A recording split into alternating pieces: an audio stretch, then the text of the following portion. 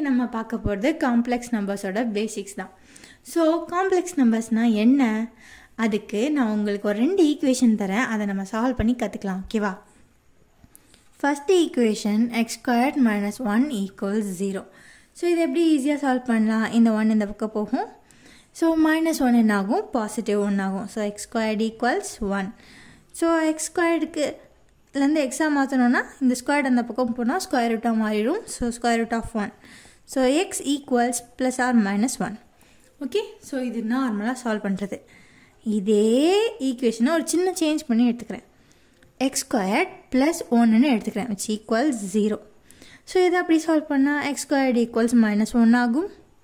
So x = √-1 மாறும். So இது வரைக்கும் நம்ம எப்போவுமே என்ன பார்த்துருக்கோம்?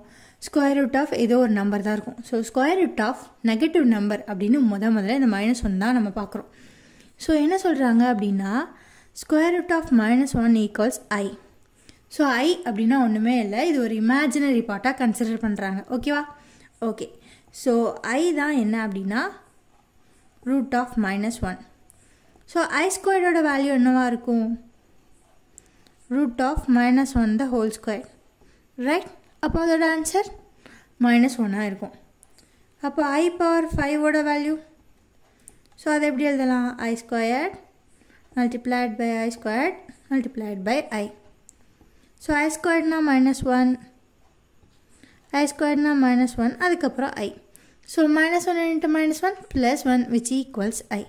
ஸோ இப்படி தான் இந்த இமேஜினரி பார்ட் ஆக்ட் ஆகும். இதில் நம்ம ஞாபகம் வச்சுக்க வேண்டிய 2 முக்கியமான விஷயம் என்னன்னா i = √of -1 and i² = -1. அவ்வளோதான் காய்ஸ்.